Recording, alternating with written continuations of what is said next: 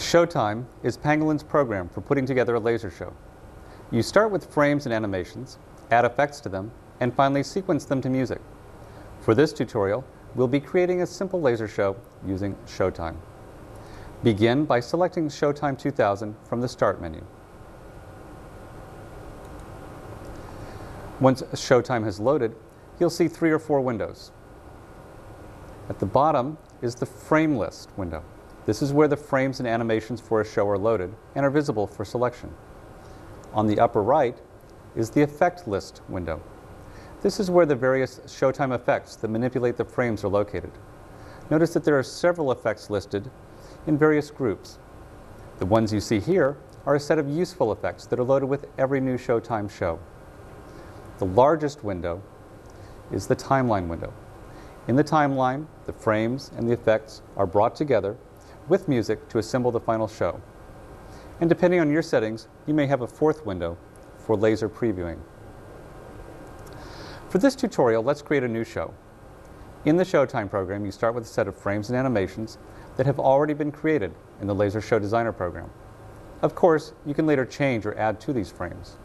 But in general, you first get most of your frames and animations ready in LD, then you go into Showtime to add effects and to synchronize them to music.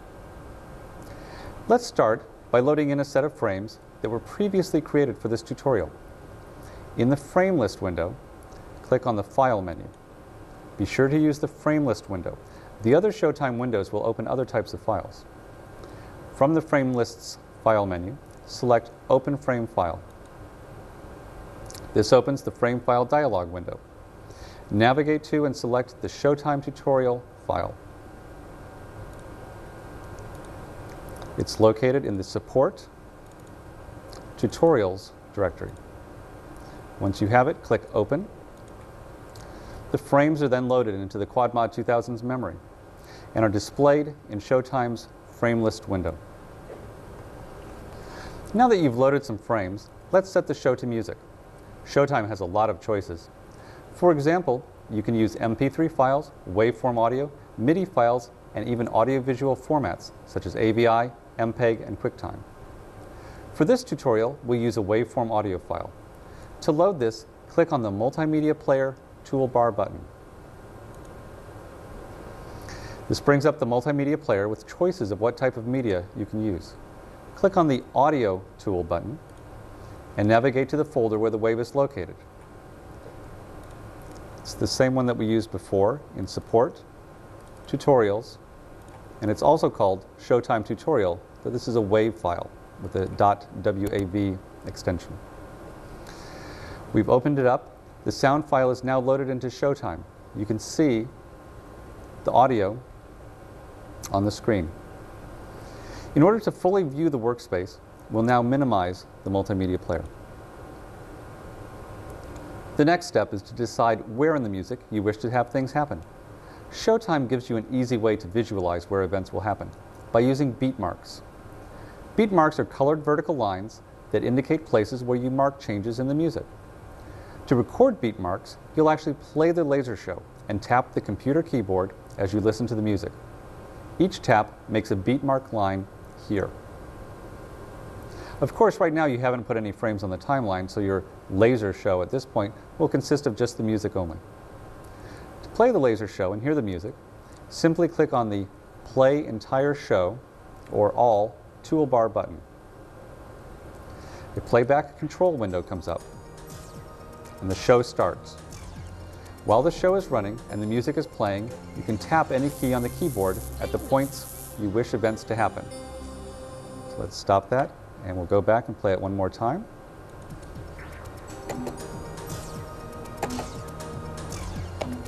Pressing different keys causes different colored beat mark lines to appear. The colors can help you differentiate various sections of the music. You now see here, here, here, here, here, beat marks. The timeline goes on, of course, but these are the first ones that we can see. At this point, you've loaded your frames and you've marked the key points in the music. Next, you can start putting events on the timeline. An event is a frame plus an effect. The first event that we'll put on the timeline will be the Pangolin logo frame, plus an effect where it zooms up from a dot to full size. The Pangolin logo frame is frame 12. 10, 11, 12, here. Click once on frame 12 so that it becomes the selected frame. Now you can pick the effect to go with this frame. From the effect list, find Zoom Up from a Dot. On this one, it's the very last effect. We click on this effect, keep the left mouse button pressed, and drag the effect onto the timeline. Be sure your mouse is over the frame layer of track 1. That's the tall area, not the 3 thinner areas below it. Let up on the mouse, and you have a new event. Frame 12 plus the zoom up effect are on track 1. Notice that this new event has the name of the effect, the frame number, and the frame description listed. Once an event is on the timeline, use the left mouse button to move its start time, and the right mouse button to move its end time. Here, we'll click on the effect and drag it to the start time we desire, the start of the show. To set the end time of the event, simply right-click on the effect and stretch it out to the first beat mark on the timeline. I'll actually put it here on the second one. You can see in the upper right corner the number of seconds. The event length here is about 2, almost 3 seconds. On the timeline, we've now created a colored bar which has a small picture of the start frame in it. Okay, so for our first event, we picked a frame and an effect, we dragged them into the timeline, and we set the start and end times. We're now ready to play the show and see the event working. To do this, simply click the Play All button. As you can see on the laser, the Pangolin logo zooms up from a dot and then stays on the screen. We'll exit the playback at this point by clicking the Exit Playback button on the playback window. That was a simple event. Let's add some more effects to this frame so it's even more impressive and professional looking. Let's say that during the logo's zoom up, we would like to have it fade in. Select Fade In from Black from the effect list. It's at the top of this list, and drag it to one of the effect layers underneath the frame layer on the timeline and drop it. Remember, we already have frame 12, the Pangolin logo, on the timeline. It's in the frame layer, the top thicker layer. So now we're adding an effect only, and it goes under the frame layer in any of the 3 thinner effect layers of track 1. We'll move it to the left, and then we'll stretch it out to be about 1 second. Let's take a look at this again. Again, we click the Play All button. On the laser, the logo fades in while it's zooming up from a dot. Well, once the logo comes up to full size, it just sits there. So let's stop the show, and we'll go back and we'll get a rotate effect so that we can rotate it after it reaches full size. To do this, select the Rotate Once About Z effect. There are 3 rotate effects, and it's the third one in this list. We'll drag the effect to one of the effect layers. We want the rotation to begin once the logo has completed zooming up and to end at the next beat mark. So we drag the rotate effect so it starts when the zoom up has stopped, and then we'll stretch it out to the next beat mark. Just that fast, we're set. Let's play the show once more and see the logo fade in while zooming up, then rotating 1 time about the Z-axis.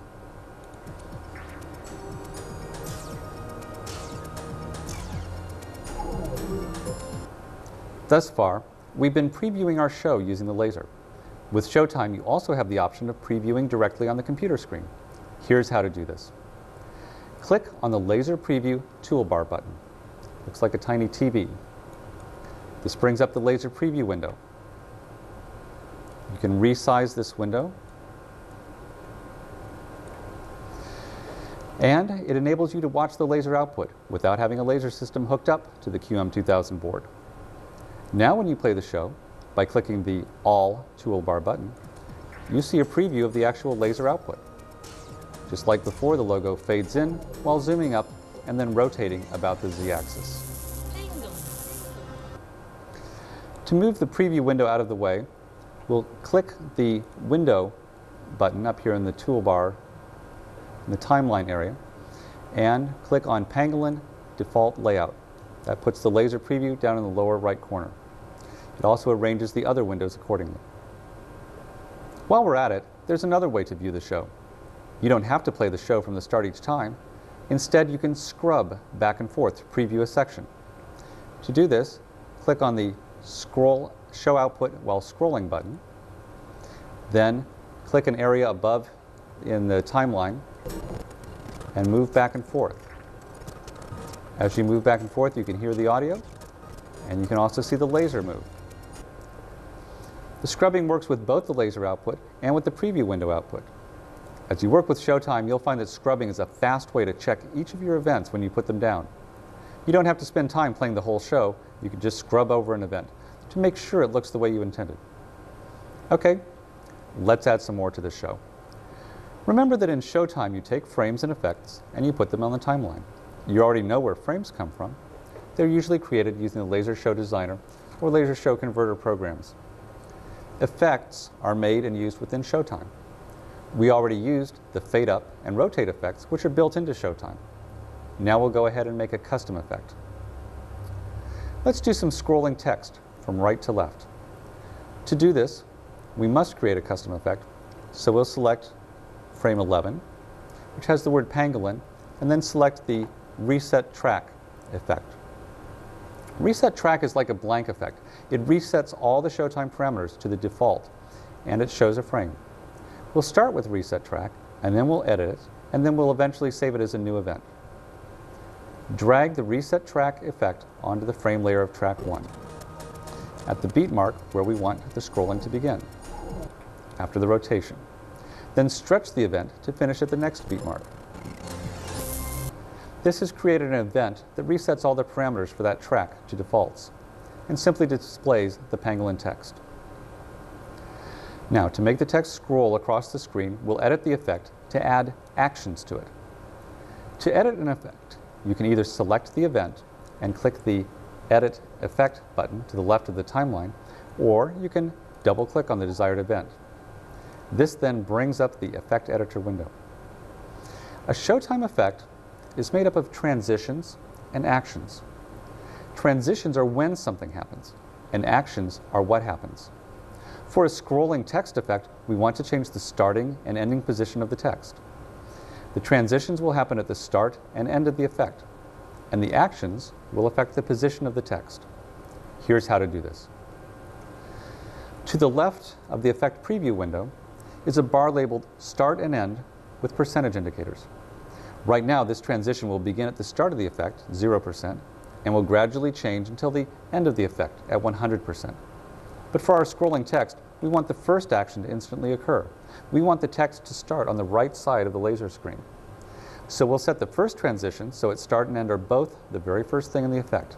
They'll both be set to 0%. To do this, right-click on the end of the black bar and drag it all the way to the left until both indicators read 0%. Notice now that the colored label next to actions during first transition say beginning look. Showtime is smart enough to know that we've just set how the effect will look at the beginning. Below the actions is a button labeled Click to Add Action. When you click on this button, it brings up the Actions window. You can see there are a lot of actions possible in Showtime, such as scaling, rotation, position, perspective, windowing, and brightness. That's one of the reasons Showtime is so powerful. Right now, we want to change the position of the scrolling text, so it starts on the right side of our screen. Click on the Position button, and then click OK. A new set of buttons now appear. These buttons control what will happen during this transition. Reading the buttons from left to right, we see that the position will change to x equals 0, y equals 0, and z equals 0. It's the center of the screen, using a smooth linear motion. But the position is not right. We don't want it in the middle of the screen. We want it at one edge. So click on the button that says to x equals 0, y equals 0, and z equals 0. The image position sliders now come up. Since the text will scroll from the right to the left, we want to move the text's x or horizontal position to the right. Click on the x slider and move it to the right. You'll see the text move in the preview window, and it will move on the laser until it's off the screen. Remember that what we're doing is setting the start position of the text for this effect. We're working on transition number 1, which takes place instantly, right here, when the effect begins. Once the start position is set in the X, click OK. Now the button's label shows the new position settings. 2X equals 171, Y0, Z0. Next, we'll add the second and final transition to this effect. This is the transition where the text will end up at the left side of the screen. To do this, click on the radio button labeled Click Here to add next transition. Click to add an action. Once again, choose the position action.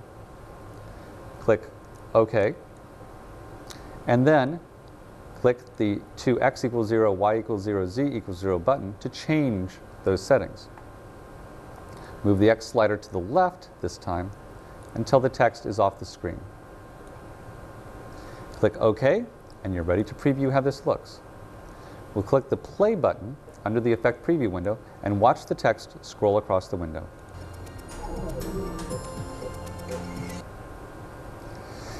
So now we have set up the effect correctly. It scrolls from right to left. Now we need to save it. Remember that you started with an already existing effect called Reset Track. You want to save what we just did with a new name. To do this, click on the Name, Description, and Group tab at the top of the screen and give this effect a unique name by typing in the Effect Name box. We'll call this Scrolling Text, and we'll give it a short description so we can remember what it does later, called Scrolling Text Right to Left. This description is to help you remember what it does later on. Then click on the Exit Options tab and click on Create a New Effect. This makes a new effect. It won't overwrite the original Reset Track effect. We're now out of the effect editor, back onto the main Showtime screen. The event on the timeline now says Scrolling Text, reflecting the changes that you just made. Let's run the show again and see how it looks. First the logo comes up, as before, then it rotates, then the scrolling text appears, just as we wanted it.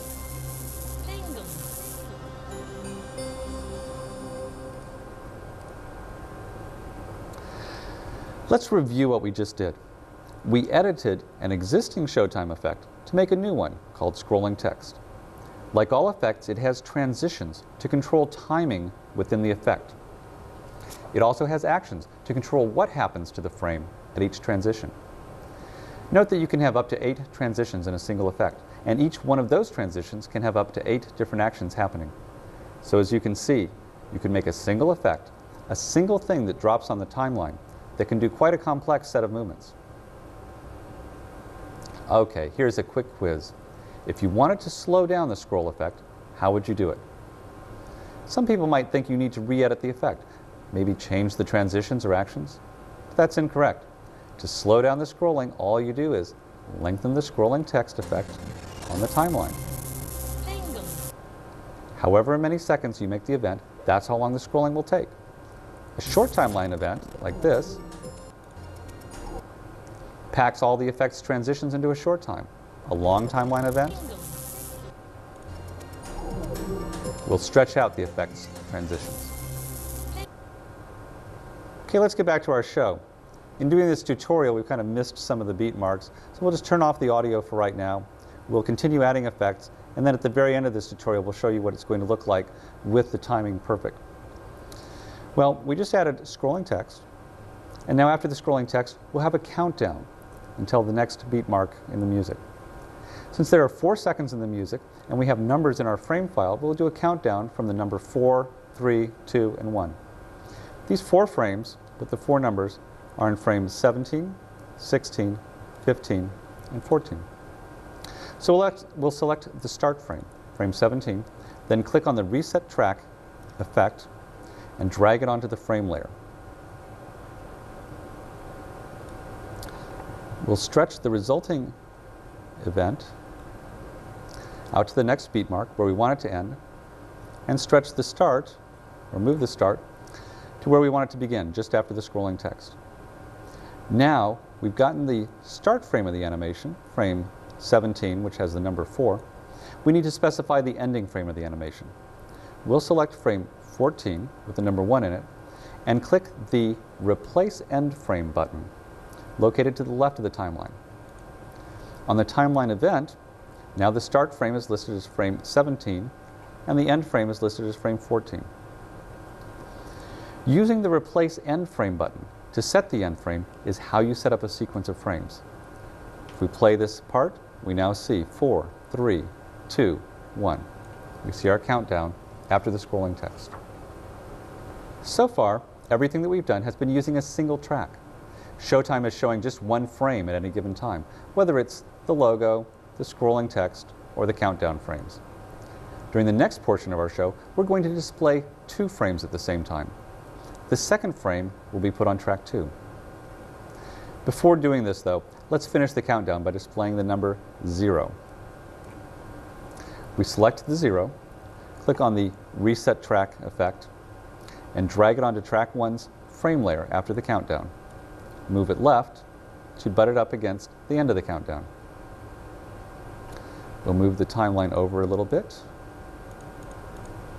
So now we're working with it in the middle.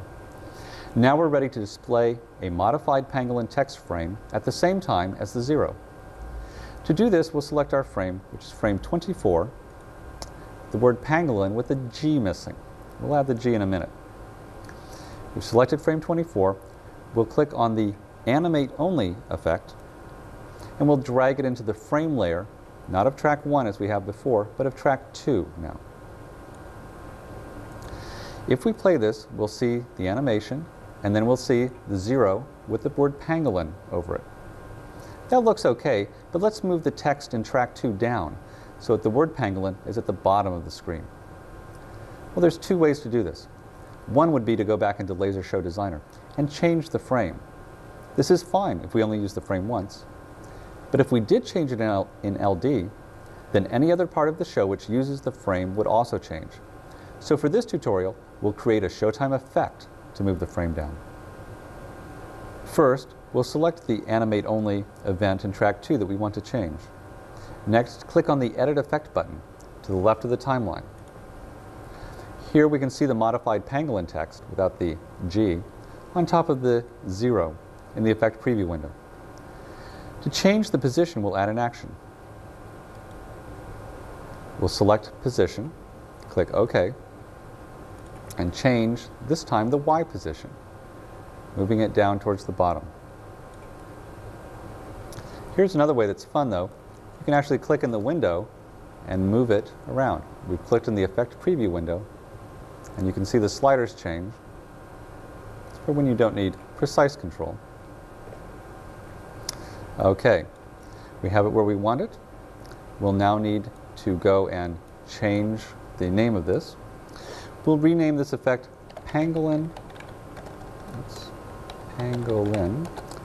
Text Setup, and give it a quick little description. Moves Pangolin text to bottom. We'll create a new effect that returns us to the timeline. As you can see, the Pangolin text is now at the bottom. When we play the show, though, the text suddenly pops on. For a more pleasing look, let's fade in the text. We could use fade in, but this time we'll give it a twist by clicking on Special Fade In, BWC, which stands for Black, White, and Color. We'll drag this onto the effect layer of frame 2, put it right underneath the start, and stretch it out for about a second. If we scrub through it, we can see it fades in starting in white, and then the color fades. We'll look at that one more time. Fades in white, and then the color fades in. Now, we'll change the 0 that's in track 1 into the missing letter G in our Pangolin text. To do this, we'll use a morphing animation. First, we select frame 13, which is the 0 frame. Then we click on the Animate Only effect, and we'll drag that onto the frame layer of track 1. Then we'll click on frame 25, which has the missing letter G, and click the Replace End Frame button. We've now set up an animation to go from the frame 10, the 0, to frame 25, the missing G. We don't want a regular animation where it just jumps from one to another. We want instead a morphing animation. So with this effect highlighted, we'll click on Edit Animation, and you can see 5 different animation methods listed. We'll use time-based morphing, the 4th of these 5, and click OK. And then stretch the effect out. If we scrub through this, you see the 0 changing into the G. But it's not the same position as the text. To fix this, we'll click on the same effect that the text uses, Pangolin Text Setup, the new one that we created. We'll click on it, hold with the left mouse button, and drag and drop right into this event. It now changes it from Animate Only into the Pangolin text position. Again, scrubbing backwards and forwards. Now when you play the show, the 0 morphs into the G while moving into the proper position. For the final effect, we'll fade up the Pangolin logo while displaying the Pangolin text underneath. For ease of use, we'll want to display the Pangolin text in one track instead of 2 as it's currently set up. Right now the word Pangolin has Pangolin without the G in one track and the G in another track. To do this, we'll select frame 10, which is the word Pangolin, in a single frame. We'll select Animate Only as the effect, and we'll drag it onto the frame layer of track 2. Animate Only is an effect that doesn't do anything. Since you used Animate Only, the text will remain in the lower position that it had at the end of the last effect. Once this new event is on the timeline, we'll move it to the same time as the end of the morph event in track 1. So we'll move it to the left, and it lines up with the end of the morph. This will ensure that the full text is not displayed until the morph is complete. So this is a useful little trick. Sometimes you'll have pieces of a word or logo that fly in on a number of different tracks to make up the complete design. Once the pieces all join up, you can then switch the individual pieces to a single frame that contains the complete design. This later makes it easier to manipulate the single frame. Well, now that you have the full text displayed in track 2, and the G is still displayed in track 1, we'll remove the G by selecting frame 0, which is labeled Use to Blank Laser. Then we'll select the Reset Track effect, and we'll drag that onto the frame layer of track 1. We'll move it to the end of the morph event just after this new frame comes on. This turns off the G in track 1. Anytime you have frame 0 and reset track, that turns off what's going on in that track. That is the way that you get rid of the laser. Now, only the Pangolin text in track 2 is displayed. Next, we'll set up the Pangolin logo that's in frame 13. We select frame 13, click on Animate Only, drag and drop it into the frame layer of track 1. Remember, we just turned off track 1, now we'll turn this back on. And we'll move it to our final beat mark where we want it. Right now the logo is too big, it's on top of the word Pangolin. So we'll click the Edit Effect button. Again, we're going to make an effect that shrinks this down. We click on Click to add action, and this time, instead of position, we use Scale. Click OK. And our scale here shows that we're at size X is 100%, Y is 100%, Z is 100%. Well, let's change that, make it a little bit smaller. We'll lock the sliders together and reduce X and Y till it's about 60%. Notice how both the sliders moved together. Actually, all 3 sliders moved together as we did that. Go to 60%. Click OK. We'll go to the name, description, and group. And this time, we'll change the name to Set Scale to 60. Just delete the effect description, go to Exit Options, and create a new effect. Again, because we already had an event on the timeline, and we clicked on Edit Effect, when we come back, that effect now is scaled to 60%. And if we look at the effect, because it starts at 0 and ends at 100, it will start at 100% the size and then scale down to 60%. So over time 0, it starts at 100%, and by the time it gets to the end, it's where we wanted it at 60%. Let's fade in this logo. We'll click Fade In from Black Effect, put it on the timeline, stretch it out, scrub through it to see how it looks. Need to start it a little bit earlier, and it fades in nicely. Now, for a little extra spice, we'll add a color cycle to the logo. This will make all the colored areas of the logo cycle through the colors of the rainbow. We'll select the Color Cycle Once effect.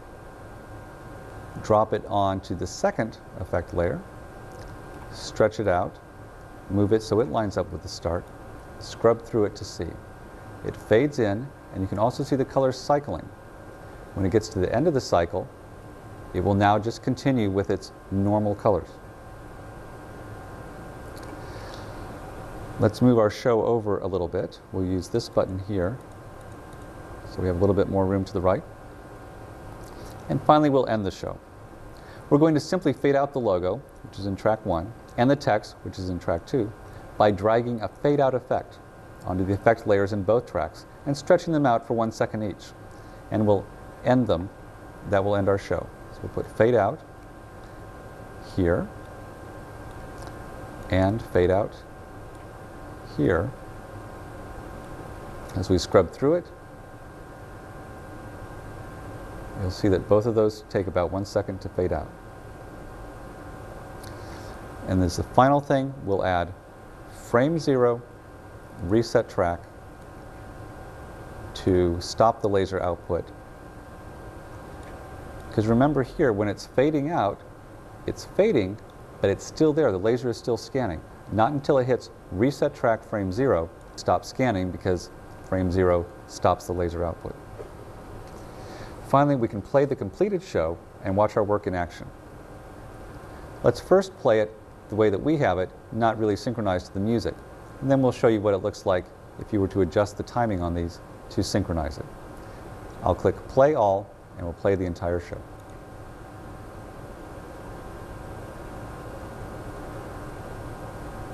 As you can see, the logo comes up, rotates, we have scrolling text, we have an animated countdown, we have a morph. We switch frames, we add a logo, shrink it, color cycle it, and fade everything out.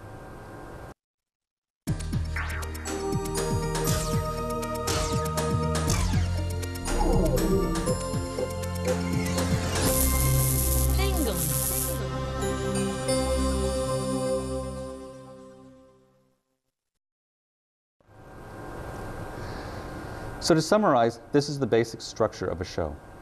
You take frames, along with effects, and you put them on the timeline. You stretch them out to match the musical cues that you previously marked using the beat marks. You can show more than one frame at once by putting each one in the frame layer of its own track. And for each frame, you can add up to 3 additional effects in the thinner effect layers of each track. Showtime is the most powerful and professional laser show software available. You can create just about any type of graphics and beam shows. If you want to learn more about Showtime, there are 2 great ways. One is to take a look at the many free shows that come with your Pangolin system. You can run the shows, look at how they were created, make changes, and add your own frames and effects. Often you'll say, how did they do that? And then by looking at the actual Showtime events on the timeline, you'll find out the secret. The second way to learn more about Showtime is to have fun, just trying out and experimenting with all the controls. Pangolin hopes you have found this tutorial helpful. Thank you for making Pangolin laser software the world's most popular professional laser show software.